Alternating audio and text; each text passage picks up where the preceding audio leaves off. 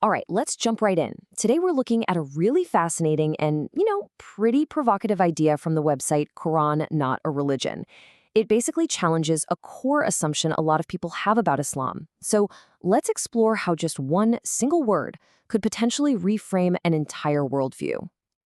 So it all starts with this one huge question. What if a fundamental concept, one we totally take for granted, is actually based on a translation that misses the point of the original word? It's a really bold claim, so let's see how they build their case. Okay, so where does this all start? Well, according to the source we're looking at, it all boils down to one single, absolutely critical word. And that word is ad-din. Now, if you pick up countless translations of the Quran, you're going to see this word translated as religion. That's the common accepted understanding. But here's the twist. The source argues that something crucial, something really important, gets lost in translation. That the word religion, with all the ideas and baggage we attach to it today, just doesn't capture what the Quran is actually describing. And that brings us right to the heart of the argument, the big distinction the source makes between the concept of deen and our modern concept of religion. This is where their whole idea really starts to take shape. Okay, so check this out. On one side, you have religion. The source frames this as a private, personal thing, often guided by a special class of clergy and really focused on rituals. But on the other side, you have deen, which is presented as pretty much the opposite, a public, collective system for living that encourages every single person to think critically with no official priest or scholar class. The difference is just massive. And wow, this quote just nails it, doesn't it? It's from an article on the site, and it really crystallizes the whole idea. It's about shifting the focus from just personal rituals to a system for society, and from salvation to self-development. I mean, that's a huge change in perspective. So let's just run with this for a second. If we accept that deen is a system without a formal clergy, that raises a massive question, right? Who's in charge? Where does authority actually come from? Let's see how the source tackles that. Exactly. I mean, this is the practical side of it all. If you get rid of the traditional structures that we associate with religion, what are you even left with? Who do you listen to?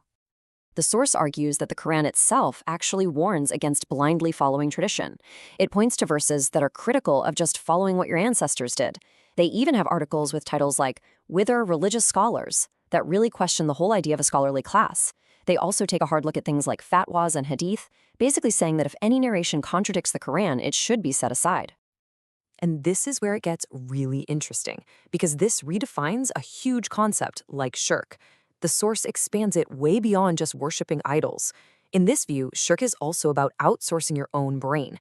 It's about taking human scholars or traditions or edicts as your ultimate authority, right alongside or even instead of the divine text itself. So if you're not supposed to just blindly follow what you're told, then what do you do? Well, the source suggests a totally different path, one that's built on active inquiry, on asking questions. Right, so instead of just passively accepting things, the argument is that the text itself is an invitation to think, to reason, to look at the world around you and observe. It's not about shutting down your mind, it's about firing it up. And what's really interesting is that this perspective doesn't see faith and reason as being in conflict. Not at all. In fact, the website has articles on stuff like evolution and science, suggesting that these are actually tools that help you better understand the message, not threats that undermine it. And this line, which is the title of one of their articles, just sums it up perfectly.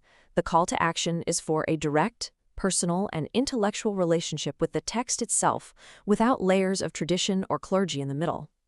The source really zooms in on two key descriptions the Quran gives itself. First, it calls itself a criterion, like a measuring stick to help you tell truth from falsehood. And second, a reminder of things we might already know deep down, pushing us to use our own minds to figure things out. Okay, so let's pull all these threads together. When you put all the pieces in place, what does this new picture actually look like as a whole? Well, the source describes it as a complete system for life. So what's the big shift here? What's the ultimate takeaway from this viewpoint? It's really a call for fundamental change, moving away from static rituals and a top-down hierarchy and moving towards a dynamic system of thought and active personal investigation. It's about trading a factional identity for universal values and taking a direct path to understanding. And all of that leaves us with one final, really deep question to think about. If the Quran isn't a religion in the way we usually think of it, but a deen, a system for life, then what does that imply about the ultimate purpose of its guidance for all of us? That's definitely something to chew on.